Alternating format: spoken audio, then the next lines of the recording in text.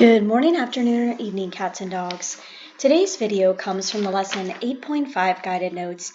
We're going to focus on the word problems that require us to have the same variable on both sides of the equation. So let's begin with question number 23. Let's read through this question. Under Plan A, an annual membership costs $30 plus $1.50 for each DVD rental. Under Plan B, the annual membership costs $12 plus $3 for each DVD rental. Write and solve an equation to determine what number of DVD rentals results in the same yearly cost. First off, we want to determine, as we do in any word problem, what we're trying to find. It says to determine what number of DVD rentals results in the same yearly cost. So we know we're talking about the number of DVD rentals. So I chose to use the variable D, and that's going to represent the number of DVD rentals. Again, that's our unknown. Now, in this problem, like most of the problems that have variables on both sides, we have two different situations or two different plans in this case. So Plan A, I'm going to highlight here in yellow. We know that the annual membership costs $30, so that's just going to be a flat fee, plus $1.50 for each DVD rental. So I know that when I set up an algebraic expression to represent that, it's going to look like this. 30 plus 1.50 D, since it's $1.50 per DVD rental plus the $30 annual fee or flat rate. And then we have our second plan, Plan B. It's $12 plus $3 for each DVD rental. So we can represent that as 12 plus 3D. Now, keep in mind that it's telling us, and I'm going to underline this, we're looking for the number of DVD rentals that results in the same yearly cost. Oh, did not mean to put that line in there. Ignore that. Let me delete it. The word same in this case indicates that we want to set these two expressions for Plan A and Plan B equal to each other, since we want their costs to be the same. So let's go ahead and do that. It's going to look like this. 30.1.50D equals 12 plus 3D. Now, does it matter which one's on which side? No, it does not. Let's go ahead and solve this. So keep in mind that I do suggest moving the smaller variable expression, that's the 1.50D. So I'm going to subtract 1.50D from both sides. That is going to get us 30 equals 12 plus 1.50D. We'll subtract 12 from both sides. That's going to get us 18 equals 1.50D. At that point, we'll divide both sides by 1.50. Keep in mind you can also write that as 1.5 instead of 1.50, and that's going to get us 12. So what this means for us is that 12 DVD rentals is going to result in the same yearly cost for both Plan A and Plan B. So again, 12 DVD rentals will result in both Plan A and Plan B being the same cost. One of the things we can consider is what would happen if we had more than 12 DVD rentals. This is a good consideration for you in a real life situation where you're trying to decide between two plans or two different companies. And in that case, if we would be looking at more than 12 DVD rentals, this Plan B, which costs $3 per DVD rental, is definitely going to cost a little bit more. Whereas Plan A, since it's only $1.50 per DVD rental, if you were renting 13, 14, 15, 20 DVDs or 20 movies, whatever it may be, is not going to cost as much for you. So this is a good consideration, not just figuring out when do they cost the same, but what happens if we would rent more than 12 DVDs or we would rent less than 12 DVDs, which plan is going to be better for us? And that's where inequalities are going to come into play as well. All right, so let's take a look at number 24, which is really similar to question number 23. Redbird Cruises charges $85 per day plus a one-time fee of $75 for taxes and gratuities. Gratuities a lot of times are just tips, another word for tips that you might provide for people who are cleaning your cabin or cleaning your room. King Cruises charges $100 per day plus a fee of $30.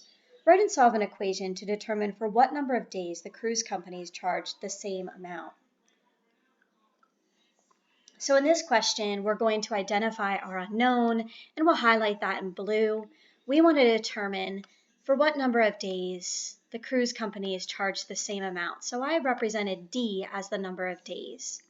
Now we have two different companies. So our first one, Redbird Cruises, it's $85 per day plus a one-time fee of $75. And again, the number of days, I'm just going to kind of add some blue here. The number of days is our variable D, so we can represent this as 85D plus 75. One-time fee is not going to be per day or multiplied by anything. Then we have our second cruise line, which charges $100 per day plus a fee of $30. So we can represent that as 100D plus 30. I want my tablet. So our equation can be, sorry about that. So our equation here can be 85D plus 75 equals 100D plus 30. All right, let's go ahead and solve this equation. So we want to move that smaller variable expression, and that's going to be 85D. So we'll subtract 85D from both sides. Now my 3-year-old has his tablet, so he is happy. He sees me doing work, and he thinks he's doing work too. So we've got 75 equals 15D plus 30. Again, just a standard two-step equation at this point. So let's subtract 30 from both sides. That's going to get us 45 equals 15D. We'll divide both sides by 15. That's going to get us D equals 3, or 3 equals D. So what this means for us is that in a 3-day cruise, both of these cruise companies or cruise lines are going to cost the same amount. And again, this would be a consideration if you're going to take a longer cruise, which one's going to make more sense? Well, probably the one that only costs $85 per day versus $100 per day. If you would cruise for less, which would be kind of unusual to cruise for less than 3 days, then it might make sense to use the one that costs $100 per day. So again, these are really good things to think of in terms of real life situations. And while you may not set it up as an equation like this, being able to figure out this or use the skills that go along with solving these equations is definitely going to benefit you. All right, so the last kind of question, oh, sorry, we do have number 25 first. I forgot about this one. So this is very similar to our last one. If there's any problem you want to try on your own, maybe this one's a good one. So if you do want to try this one on your own, feel free to pause the video, and when you're ready, listen to the explanation for this question. So number 25, it says one cell phone carrier charges $26.50 a month plus 15 cents per text message sent or received. Another carrier charges $14.50 a month and 25 cents per text message sent or received. Write and solve an equation to determine the number of text messages sent or received in 1 month for which the cost of the plans is the same. So again, in this case, let's highlight what our unknown is. We want to determine the number of text messages sent or received in a 1-month period for which the cost of the plans is the same. But I'm going to use the variable t to represent the number of text messages. When we write this in our equation, you're going to see the t is a little bit more curved, so it's not going to look as much like a plus sign. So our first cell phone carrier, we've got $26.50 per month plus 15 cents per text message. So we can represent that as $26.50 plus 15 cents T. Our second plan is $14.50 per month and 25 cents per text message sent or received. So you can represent that as $14.50 plus 0.25 T. So let's set those equal to each other. Again, the hardest part or the new part here is just setting up that equation. We've solved these before, so it just gives us reinforcement of that skill or topic. So I'm going to subtract 15 cents T from both sides. That's going to get us 26.50 equals $14.50 plus 0.10, or just 0.1 T also works. Let's subtract 14.50 from both sides. That's going to get us 12 equals 0.10 T. Divide both sides by 0.10, or 1/10, and we end up getting 120. So our answer for this problem is going to be 120 text messages. So what that means for us is these two cell phone carriers are going to cost the same in that 1-month period if someone sends or receives 120 text messages. Although I know for you guys, it's probably a whole lot more than 120 text messages. All right, so now our last two types of questions involve perimeter again. So we get some more practice with this. When we saw in a previous lesson, we did some perimeter questions where we had grouping symbols and we had to solve just basic 1-2 step equations. So in number 26, this is a little bit more complicated. The perimeters of the rectangle and the triangle below are equal. Write and solve an equation to find the value of x. So what I would do is write an expression to represent the perimeter of each shape and then set them equal to each other. So I'm going to do the triangle first because I think it's a little bit easier. So we just add up all the side lengths. We've done this before. It's just building on what we've already seen. So you've got our x plus 4. We can drop the parentheses since we're just adding, plus 2x plus 6. You're going to notice I'm going to put my like terms side by side. You can skip that step as advanced students. Just know we're going to add 1x and 2x together to get 3x, 4 and 6 as our constants together to get 10. So this simplifies the perimeter of this triangle to 3x plus 10. And we'll put this into our equation in just a moment. And then our rectangle. And I know some of you were struggling a bit with this previously, so I'll talk about two different ways to do this. So one option is to take 2 times the x plus 2 since you have two sides of length x plus 2, and 2 times 6 since you have two sides of length 6.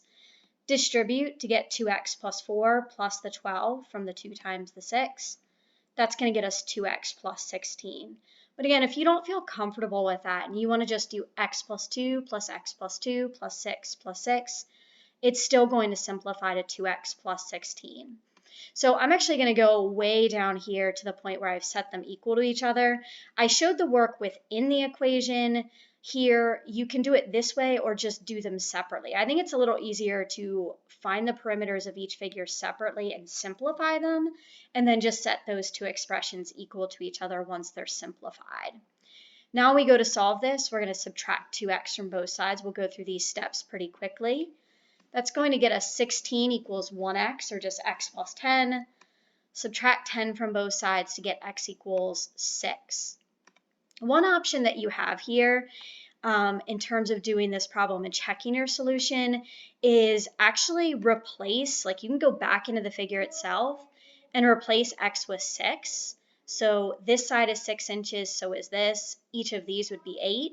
You could find the perimeter of this figure, replace x with 6 here, so this side would be 10, this would be 12, this would be 6. Find the perimeter of this shape and see if they're equal to each other. I'm not going to take the time to do that in this video, but it is something that you could do to check your solution. All right, let's take a look at number 27. So we're not going to just see one problem on this topic. Let's see two problems on the same topic.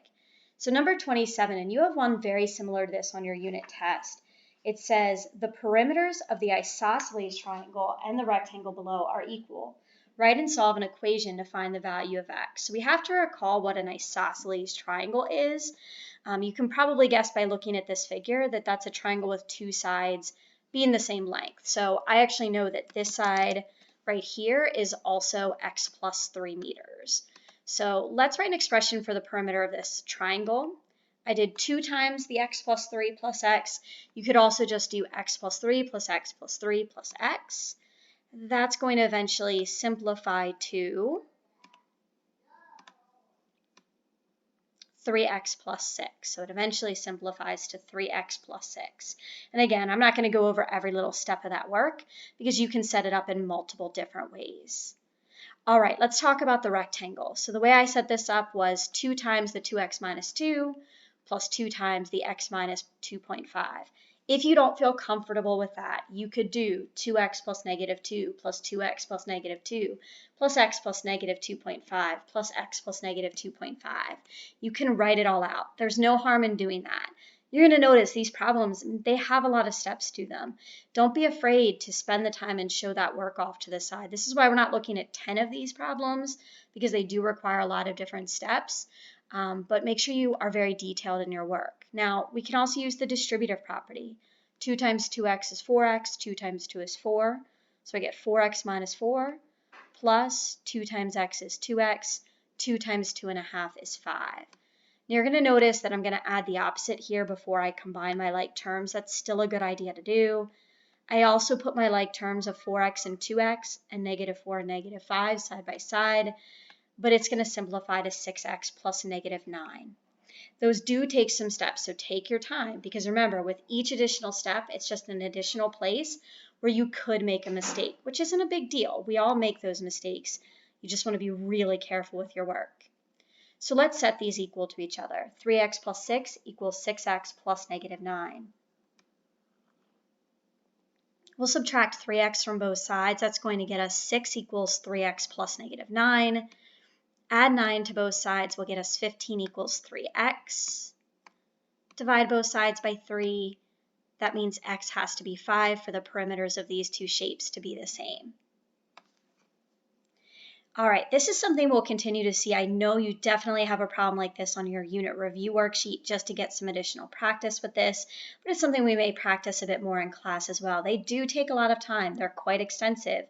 But again, this is a pre-algebra class. This is the level of question we expect you to be able to do. If you have questions and you want to come and see me during enrichment, feel free to do so. If this is something specifically that you're having trouble with, let me know. I can create some questions ahead of time for us to go through because they do take some time to create so that the perimeters are equal and you don't end up getting really weird values for x. Thanks for listening.